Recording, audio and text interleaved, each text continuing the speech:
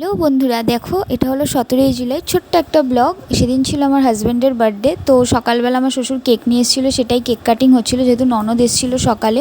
তো পুচকিটা আমার ননদের মেয়ে, আর এখানে আমাকে না দেখাই ভালো।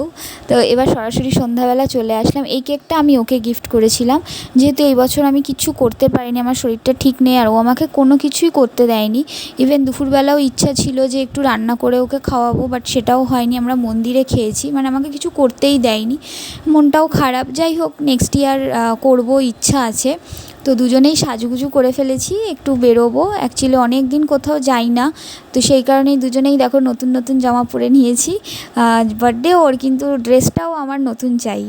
তো যাচ্ছি হচ্ছে আর্সালান। অনেক দিন ইচ্ছা করছিল যাব, তো ওর কাজের চাপ প্লাস আমার শরীরটাও সেরকম ঠিক নেই, সেই কারণে যাওয়া হচ্ছিল না। তো হঠাৎ করেই কদিন ধরে খুব বিরিয়ানি খেতে ইচ্ছা করছে, তো এটাই হলো সবথেকে বড় সুযোগ।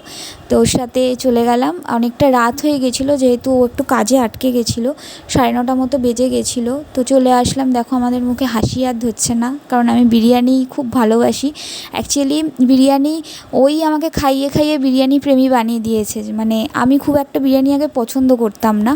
তো যাই হোক, খুব বেশি কিছু অর্ডার করিনি, শুধু 1 প্লেট মাটন বিরিয়ানি আর 1 প্লেট মাটন কষা নিয়েছি। যেহেতু রাত হয়ে গেছে, আমি বেশি খেতে পারবো না। এমনিতে আমি খুব কমই খাই, ওরকম বলি খাবো খাবো, কিন্তু তারপর আর খেতে পারি না। তো ওদের বিরিয়ানি নিয়ে তো কোনো কথাই হবে না, অসাধারণ। সেটা আমার এক্সপ্রেশন, ওর এক্সপ্রেশন দুজনকেই, মানে দুজনেরটা দেখেই বোঝা যাচ্ছে। আর ওদের মাটনটা তো খুবই ভালো। ওদের শুধু মাটন কেন, সব আইটেমই খুব ভালো।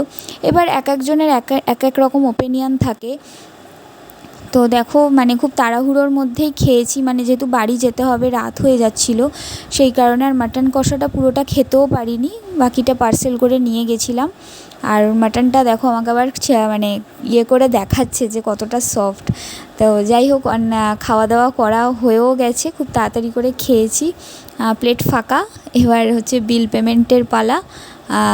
আর সবথেকে বড় ব্যাপার হচ্ছে, এই যে কোনো রেস্টুরেন্টে যাবে, এই মৌরি মিছরিগুলোকে মানে মুড়ি মুড়কির মতো করে খাবে। আমি বুঝি না এতে ওর কী ভালো লাগে, মানে কিছু বলার নেই।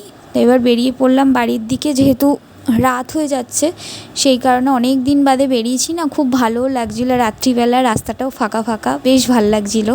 অ্যাকচুয়ালি কাজের চাপে, শরীর খারাপ, হ্যানা ত্যানা অনেক কারণে এখন বেরোনো হয় না।